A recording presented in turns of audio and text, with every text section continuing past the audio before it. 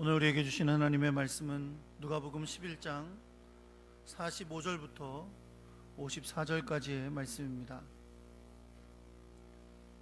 신약성경 누가복음 11장 45절에서 54절입니다. 제가 가지고 있는 성경은 신약성경 113페이지에 있습니다. 누가복음 11장 45절부터 54절까지 제가 한 절 읽고 여러분 한 절 읽고 교독하겠습니다. 한 율법교사가 예수께 대답하여 이르되 선생님, 이렇게 말씀하시니 우리까지 모욕하심이니이다.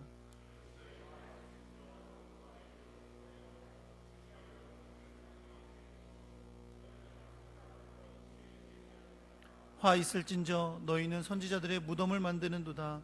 그들을 죽인 자도 너희 조상들이로다.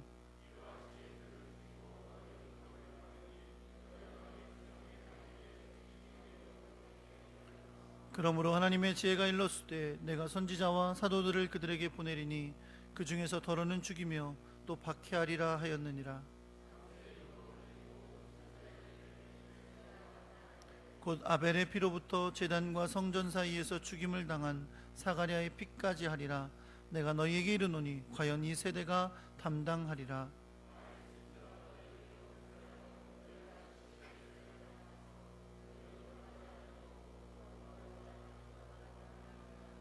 거기서 나오실 때에 서기관과 바리새인들이 거세게 달려들어 여러 가지 일을 따져 묻고 아멘.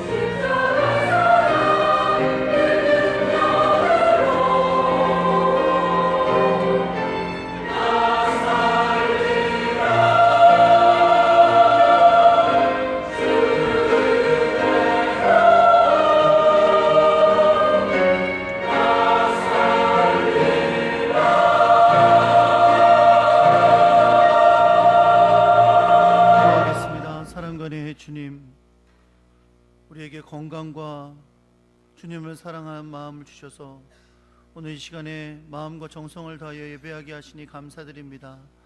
또한 주님께서 주신 물질 가운데 구별하여 하나님 앞에 예물로 드리게 하시니 감사드립니다. 하나님, 예물이 하늘 창고에 쌓이게 하시는 귀한 보물이 되게 하여 주옵소서. 또한 주님 앞에 드린 귀한 손길들을 기억하셔서 주님께서 은혜와 사랑과 능력과 평강으로 갚아주시되 세상이 줄 수 없는 것들로 가득하게 하여 주옵시고, 또 주님께서 주시는 은혜들로 말미암아 삶 가운데 귀한 열매들이 가득하게 하여 주시옵소서. 아버지, 물질은 주님의 뜻을 따라 아름답게 사용되게 하시고 주님 나라의 영광과 뜻을 이루게 하여 주옵소서. 말씀을 듣습니다. 하늘의 지혜를 부어주시고 성령님 역사하셔서 주의 뜻을 깨닫고 주님 앞에 결단하며 다짐하는 그런 순종의 시간이 되게 하여 주옵소서. 우리 주 예수 그리스도의 이름으로 기도합니다. 아멘. 할렐루야. 옆에 계신 분들하고 인사하겠습니다. 잘 오셨습니다. 사랑합니다.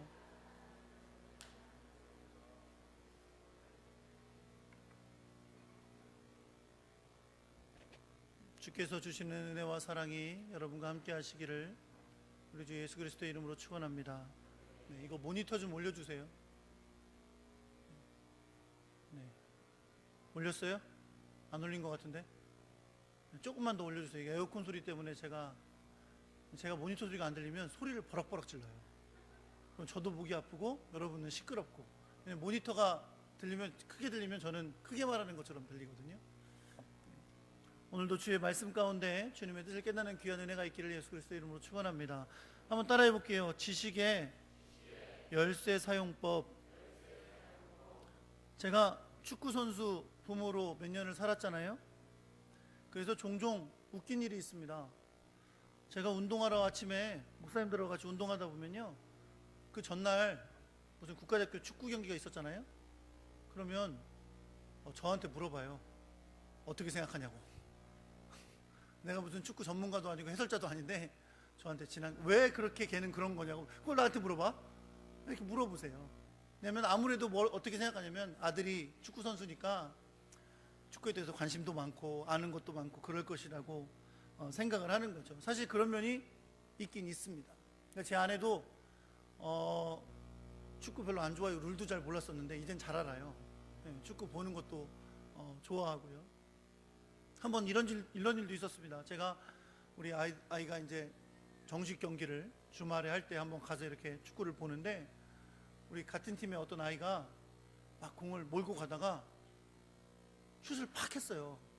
근데 그 공중으로 날아가는 슛 있죠? 골대하고 관계없이 저 멀리 날아가는 슛을 했어요. 근데 지도 웃기니까 딱 돌아서 오더니 씩 하고 웃으면서 온 거야. 그랬더니 제 옆에 그 아이의 엄마가 있었어요. 엄마가 딱 보더니 웃어? 축구가 장난이야? 그러더라고요. 보통 이제 여러분 여자분들은 그렇게 운동에 많이 관심 있지 않잖아요. 그 룰을 자세하게 알지도 못하고.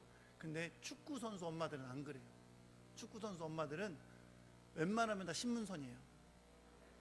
네, 웬만하면 다 박지성이고 얼마나 룰을 잘 알고 또 막 이렇게 얘기도 잘 하는지 모릅니다. 저도 그냥 축구를 좋아하고 그럴 때보다 확실히 축구 선수 아빠가 되고 나니까 조금 더 전문적인 이런 게임을 플레이하는 여러 가지 방식, 무슨 전술 혹은 애들 개개인이 하는 기술, 이런 거에 대해서 훨씬 더 그때보다는, 나 혼자 좋아할 때보다는 훨씬 더 많이 합니다. 많이 하니까 경기장에서도 실력이 발휘가 되겠죠? 뭘 이렇게 다 부정적으로 쳐다봐. 해보신 분들은 아니까, 그쵸? 네, 저랑 같이 축구를 해보신 분들은 알아요. 얼마나 잘해요. 아무도 대답을 안 해. 이제 공이 오는 게 무서워요. 왜냐면 내 마음대로 되는 게 아무것도 없어요. 공을 어쩌다 한 번 더 차니까. 몸무게는 늘었지, 힘드니까. 머릿속에는 다 될 것 같아요. 막 이렇게 하면 계속 다 될 것 같고, 전술을 짜면 다 이렇게 해서 골도 들어갈 것 같고, 공이 맞아야 들어가지 들어가지를 않아요. 여러분, 우리가 사는 것도 그렇습니다. 우리 머릿속에 있는 많은 것들은 지식이 있어요. 그죠? 얼마나 유치원 때부터 많은 걸 배웠어요. 그죠? 근데 세상을 살다 보면 생각처럼, 내가 아는 것처럼 되지 않을 때도 참 많이 있습니다.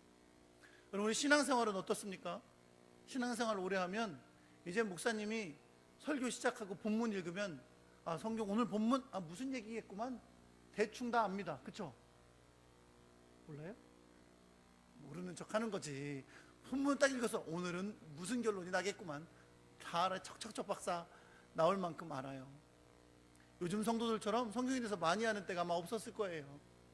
그러나 중요한 건 뭐냐면 아는 것이 중요한 게 아니라 그 말씀으로 우리의 삶 가운데 열매 맺는 것이 소중한 줄 믿습니다.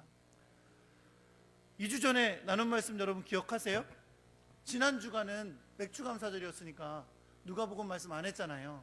그죠? 그 전주 말씀 기억하세요? 자꾸 그런 거 기억하시면 안 돼요. 예수님께서 한 바리새인의 집에 초대를 받아서 가셨죠. 그건 기억나세요? 아이고 할렐루야, 3분의 1은 기억하고 계시는 것 같아요. 초대를 받아 가셔서 이제 식사를 하시게 됐어요. 근데 예수님이 뭘 하지 않으셨죠? 손을 씻지 않으셨어요. 손을 왜 씻어야 돼요? 유대인들이 정결 규정으로 정해놓고 있는 거예요. 반드시 식사 전에는 손을 씻어야 된다. 그거는 율법을 따르기 위한 방식입니다. 율법에 의하면 사람은 접촉에 의해서 부정해져요. 시체를 만지거나 이방인을 만지거나 부정한 것을 만지면 부정해지는 거예요. 그래서 그 부정해진 손으로 먹지 않기 위해서 반드시 먹기 전에 손을 씻는 규정을 가지고 있었는데, 예수님은 바리새인의 집에 들어가서 식사를 하시기 전에 손을 씻지를 않으신 거예요. 그래서 그 바리새인이 깜짝 놀랐습니다. 그렇죠? 깜짝 놀랐다 그랬어요. 왜? 어떻게 선생이시라는 그분이 손을 씻지 않고 드시지? 라고 깜짝 놀라고 이상하게 여겼다고 말씀했습니다. 그걸 이상하게 여기는 것을 예수님께서 잘 아셨기 때문에 예수님은 그 바리새인에게 하시는 말씀을 통해서 그뿐만이 아니라 모든 바리새인들이 가지고 있는 율법을 형식적으로 지키고 정결 규정을 열심히는 지키지만 그 마음 가운데 있는 여전히 악독과 탐욕이 가득한 그들의 속을 들여다보시며 지적하셨던 적이 있습니다. 그래서 예수님은 겉을 만드신 분이 속도 만드시지 않았겠느냐라고 말씀하면서 겉과 속이 모두 하나님 앞에 정결해야 됨을 말씀하셨습니다. 다 기억나시죠? 네, 여러분이 기억 못하실까 봐 제가 지지난주에 CT에서 촬영해가지고 방송이 나갔어요. 5분 동안. 그걸 찾아보시면 돼요. 오늘 본문의 말씀도 여전히 그 바리새인의 집에서 예수님께서 하신 말씀입니다. 근데 예수님께서 바리새인들을 향해서 막 말씀을 하고 계시는데 한 율법학자가 나타났어요. 율법교사, 율법학자 혹은 성경에서 서기관이라고도 부르는 한 사람이 나타나서 예수님에게 도전의 말을 합니다. 제가 도전의 말을 한다고 말하는 것은요, 이유가 있어요. 예수님께서 바리새인들에게 말씀하셨다 그랬잖아요. 바리새인들에 대한 이야기를. 근데 사실 예수님께서 바리새인들에 대해서 하신 말씀이 결코 부드럽게 쉽게 하신 얘기가 아니에요. 성경에 보면요, 예수님이 두 번이나 화 있을진저 너희 바리새인들이여 이렇게 말씀하세요. 그러니까 화 있을진저는 우리가 성경에 화 있을진저 그냥 별거 아니네 라고 생각하지만, 사실 이 화 있을진저라는 말은 구약에서 많은 선지자들이 하나님의 심판을 어떤 사람들에게 선포할 때 사용했던 말이에요. 의미를 말하자면 너희를 위해 내가 슬프다라는 의미예요. 아이고 어떡하냐, 슬프다 이런 표현이에요. 야, 화 있을진저 바리새인들이여, 그 말은 바리새인들이여 내가 당신들 때문에 슬픕니다 라고 표현하는 겁니다. 그러면서 그들의 잘못을 지적한 거예요. 너희는 겉과 속이 다르다. 겉은 깨끗하게 하려고 하지만 속은 탐욕과 악독이 아직도 가득하다. 어떡할 거냐, 정말 슬프다 이렇게 말한 거예요. 그러니 바리새인들을 향한 예수님의 말씀이 결코 약한 말씀이 아니었던 거죠. 아마 주변이 다 썰렁해졌을 거예요. 그런 와중에 율법 교사가 찾아왔습니다. 그리고 예수님에게 이렇게 말하는 거예요. 선생님, 이렇게 말씀하시니 우리까지 모욕하심입니다 라고 말하는 거죠. 이것도 여러분, 제가 지금 좀 차분하게 선생님 이렇게 말씀하시니 우리까지 모욕하심이니이다 이렇게 말했다고 하지만 실제로는 이 억양이 아니에요. 율법학자가 말하는 표현은 아니 선생님 그렇게 말씀하시면 우리를 모욕하는 거죠. 이렇게 도전하는 거예요. 왜 이렇게 모욕한다고까지 강하게 말하느냐? 지금 율법학자는요 예수님에게 경고의 말까지 섞어서 하는 거예요. 왜냐하면 율법학자는 위치가 유대인들 사이에서 굉장히 높은 사람들입니다. 쉽게 말하면 사람들 사이에 영향력을 끼칠 수 있는 사람들이고, 율법학자는 대부분 산헤드린 공의회에서 중요한 위치를 가지고 있어요. 그러니까 그런 사람들이 예수님에 대해서 어떻게 할 수 있는 권한이 있다는 걸 스스로 드러내는 거죠. 그러니까 우리한테 이렇게 말씀하시면 안 되는 거죠. 왜 우리한테까지 이렇게 모욕적인 말을 합니까? 라고 예수님에게 겁을 주며 도전하고 있는 것입니다. 오늘 성경이 말하는 율법 교사는요 대부분이 바리새인들이었어요. 물론 소수의 사두개인들도 있었지만 대부분이 바리새인들이었고요. 바리새인들은 철저하게 율법을 지키는 사람들인데, 이 율법학자들은 율법을 연구해서 율법이 말하고자 하는 것이 무슨 뜻인지를 밝혀주고, 또 그 율법을 지키기 위해서 필요한 규정들을 만들어 전파하는 사람들이었어요. 그러니까 결국은 이런 거죠. 손을 씻는 것, 식사하기 전에 손을 씻는 것을 비롯해서 바리새인들이 규정을 삼아서 율법을 지키기 위해 행하는 모든 것들은 사실은 이 율법 교사들이나 혹은 서기관들, 율법학자라고 부르는 이 사람들이 만들어낸 거예요. 연구하고 설명하고 만들어낸 것이라는 거죠. 그러니까 바리새인들에게 너희는 겉만 번지르하고 속은 악독과 탐욕이 가득하다라고 말하고, 너희들은 평탄한 무덤과 같다, 겉모습만 뻔하다 라고 이렇게 말하는 모든 것이 율법학자에 듣기에는 이건 바리새인들만 욕하는 게 아니라 우리를 모욕하는 겁니다.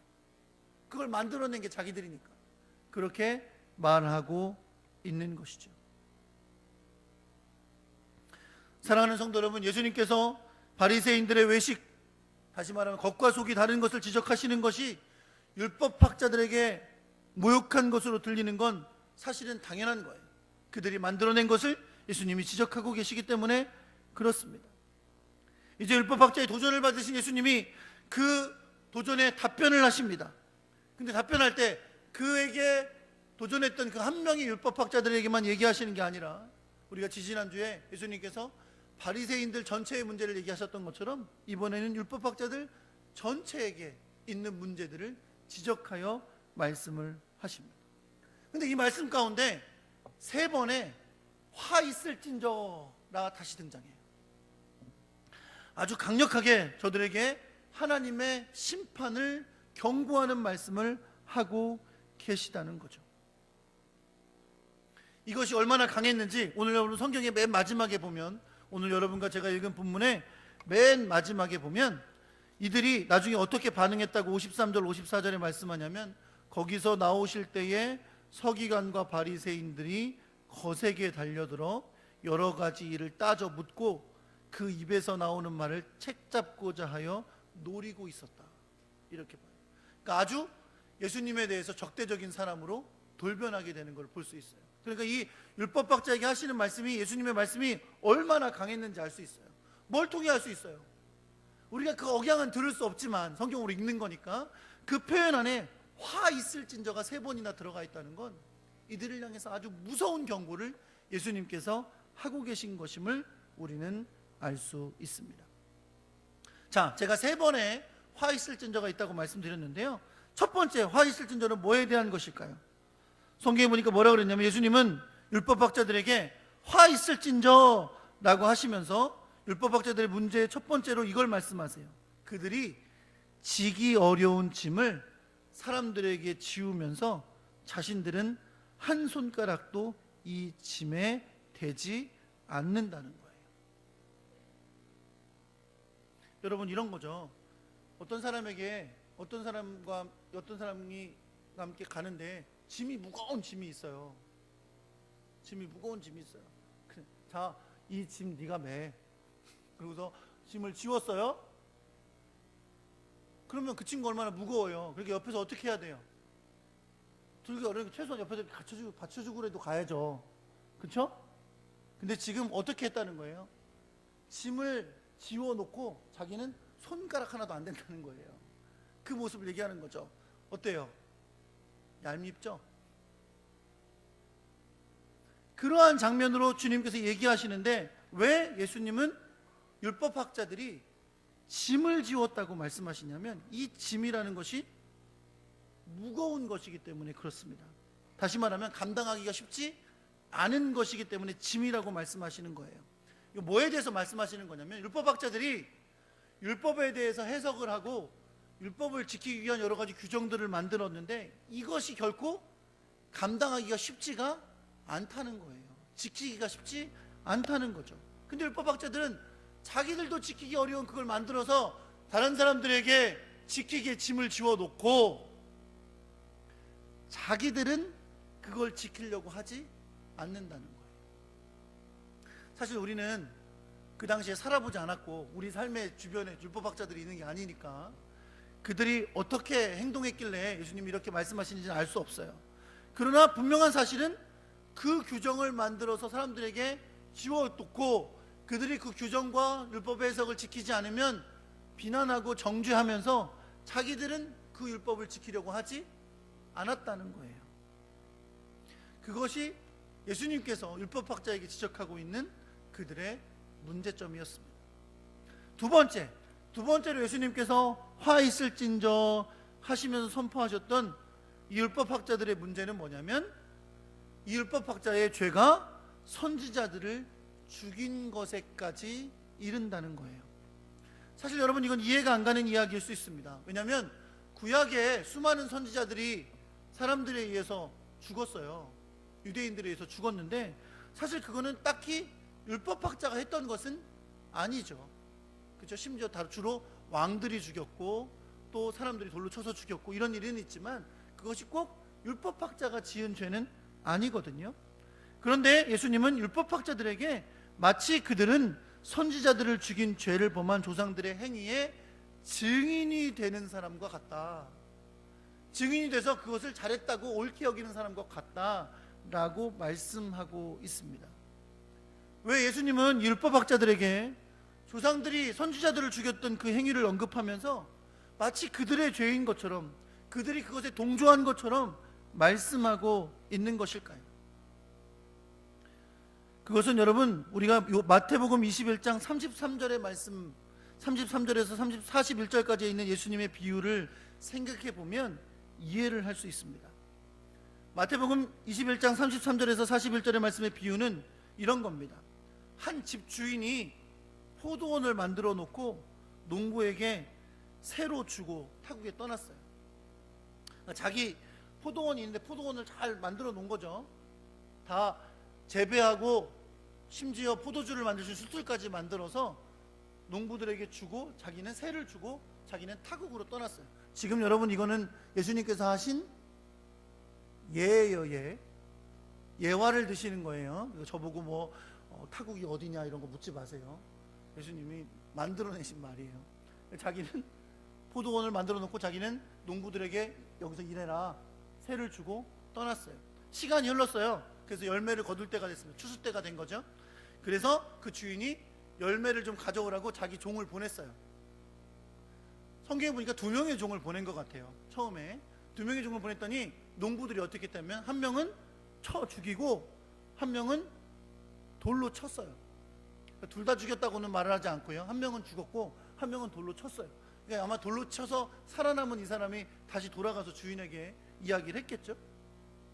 그래서 이번에 주인은 두 번째 이번엔 많은 종들을 보냅니다. 여러 종들을 농부들에게 보내요.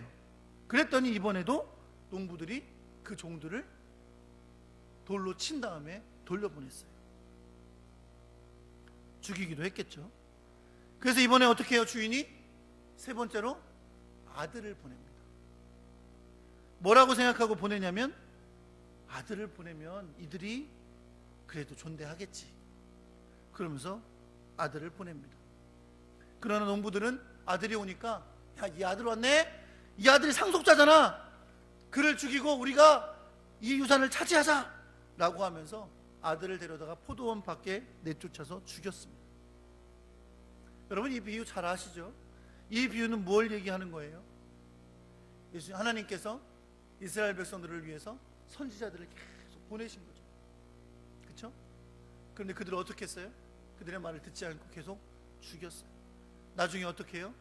아들인 예수 그리스도를 보내십니다. 그러나 예수마저 그들은 죽이죠. 물론 이 결론은 여러분 이래요. 이 결론은 이 악한 자들은 주인에 의해 진멸이 되고 열매를 주인에게 바칠 만한 다른 농부들에게 세를 주었다라고 말씀합니다. 이것은 유대인에게뿐 아니라 이제 이방인에게 복음이 전해지는 것을 상징적으로 말씀하시는 내용입니다. 사도행전 7장에 보면요, 스데반의 설교에 이런 말이 나옵니다. 스데반은 유대인들에게 목이 곧고 마음과 귀에 할례를 받지 못한 사람들아 라고 부르면서 너희가 항상 성령을 거스려 너희 조상과 같이 너희도 하는도다 라고 말합니다. 스데반 집사가 말하는 유대인들이 조상들의 행위를 따라하는 건 뭐였냐면 7장 52절에서 53절에 나오는데 이렇게 말씀합니다. 너희 조상들은 선지자 중에 누구를 핍박하지 아니하였느냐? 의인이 오시리라 예고한 자들을 너희가 죽였고 이제 너희는 그 의인을 잡아준 자요 살인한 자가 되나니 너희가 천사에 전한 율법을 받고도 지키지 아니하였도다 라고 말씀합니다. 물론 여러분 스데반의 설교는 예수님께서 이 땅에 오셔서 십자가를 지시고 부활하시고 승천하신 이후에 한 설교니까 예수님에 대한 이야기인 것을 다 알지만 오늘 본문에 나오는 예수님의 이야기는 예수님은 이미 그 일이 어떻게 이루어질 걸 아시기 때문에 하시는 말씀이에요.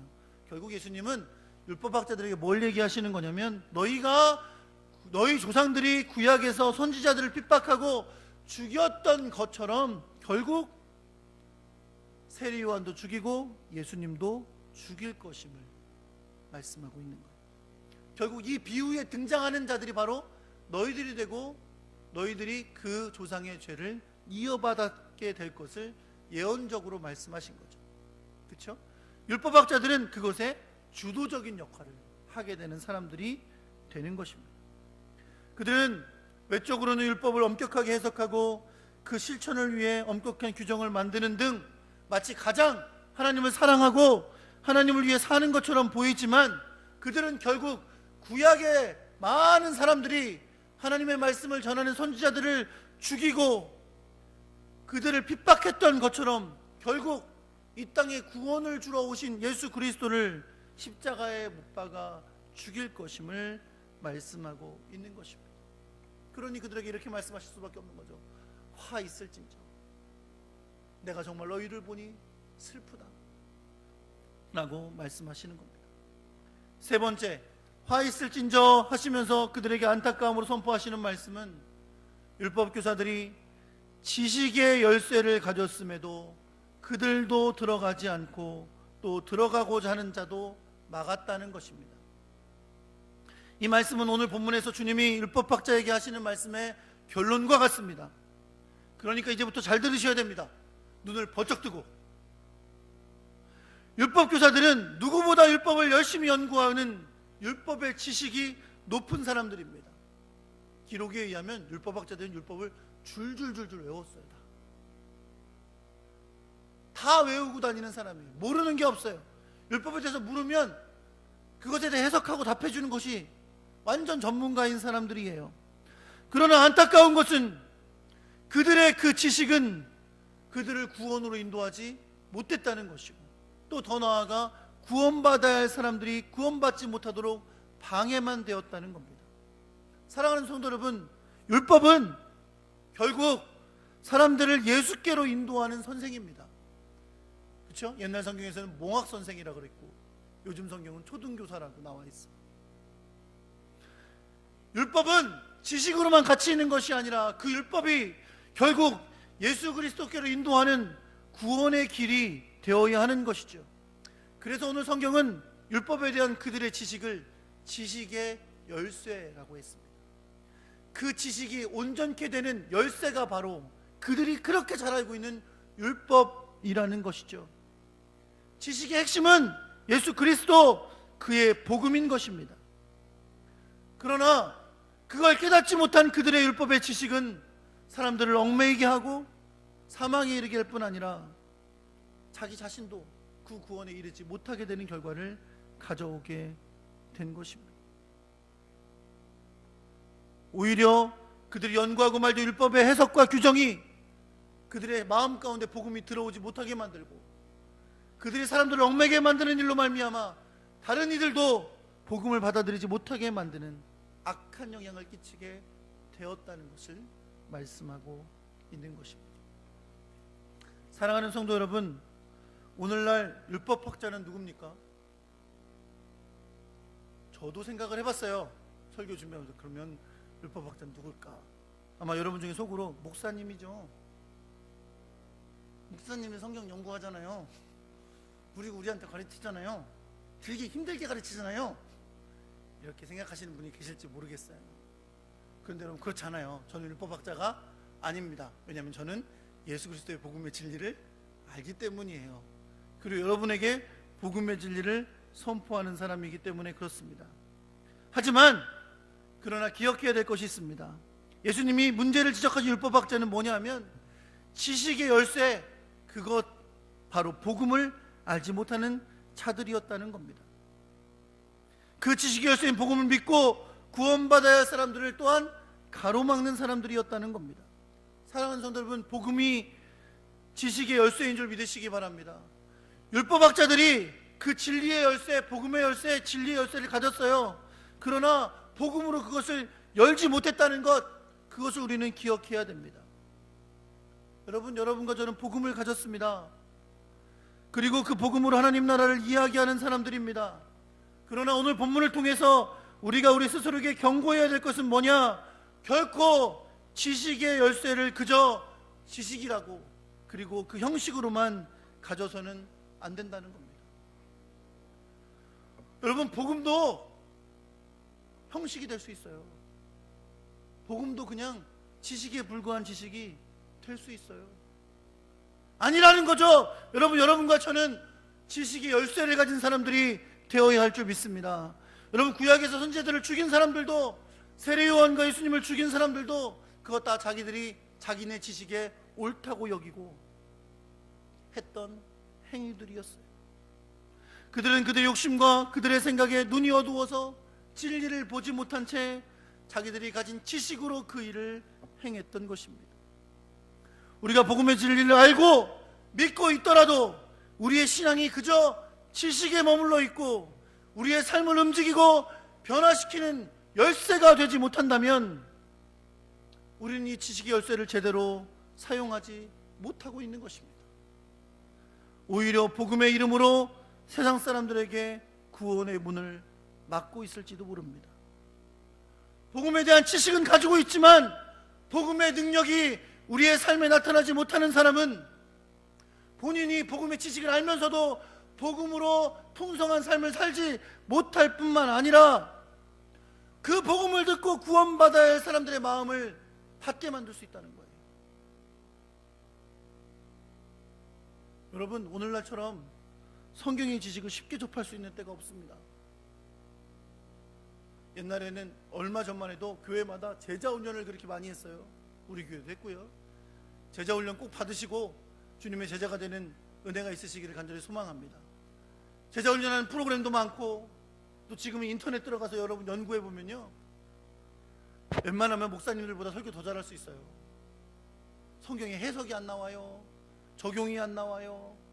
예화가 안 나와요. 예화도 목사님보다 더 재밌는 예화가 얼마나 많이 있는지 몰라요. 차라리 내가 하는 게 낫겠다 할 수 있을 정도로 지식은 가득합니다. 한국교회처럼 이런 좋은 훈련 프로그램 많고 교회마다 좋은 훈련할 수 있는 프로그램을 가지고 실행하는 교회가 없어요. 이런 시대가 없었어요. 그런데 여러분, 요즘 그 어떤 때보다 교회가 신뢰가 바닥에 떨어진 시대예요. 누구도 이제 교회를 신뢰하지 않아요. 성도들을 좋은 사람들이라고 믿지 않아요. 왜 그렇습니까? 복음의 지식은 많은데, 성경의 지식은 많은데 그것을 삶으로 살아내지 못하니까, 복음의 능력이 지식으로는 있지만 삶 가운데 열매로 드러나지 않으니까 우리의 삶 가운데 날마다 이중적이라는 소리를 듣는 거예요. 예수 믿는 사람들은 겉으로는 굉장히 착한 사람들 같고 교회에서 모이는 건 잘하고 형식적인 예배는 잘하는데 내 곁에 사는 사람들 보니까 그 사람처럼 사느니 그냥 살지. 이렇게 복음의 문을 맞는 일이 우리에게 일어날 수 있음을 여러분 우리가 기억해야 될 줄 믿습니다. 교회가 경건의 모양은 있지만 성경의 지식은 있지만 경건의 능력은 없고 성경처럼 사는 삶이 없는 것은 우리의 삶만 그저 주님의 풍성한 삶을 살지 못하는 것에 그치는 것이 아니라 나를 통해 예수를 믿고 구원받아야 될 수많은 사람들의 문을 닫을 수 있다는 사실을 우리가 기억해야 될 줄 믿습니다. 바리새인들처럼 외적인 종교 행위는 강하고 성경과 복음에 대한 지식은 강하지만 진정 세상을 비추는 변화된 삶이 없고 세상을 구원하는 복음의 능력이 없는 것이 바로 저와 여러분이 살아가는 세상의 모습입니다. 그 모습을 바라보면서 주님은 오늘도 말씀하실 거예요. 내가 너희를 보니 슬프다. 화 있을진저. 사랑하는 성도 여러분, 지식의 열쇠가 복음임을 믿으시기 바랍니다. 그러나 그 복음도 지식에 그치지 아니하고 우리의 삶에 나타나는 예수 그리스도의 놀라운 구원의 능력이 되고 우리의 삶을 풍성케 하시는 하나님의 놀라운 역사가 되기를 우리 주 예수 그리스도의 이름으로 축원합니다. 날마다 우리의 삶을 변화시키시는 복음의 능력이 여러분과 함께 하시기를 우리 주 예수 그리스도의 이름으로 축원합니다.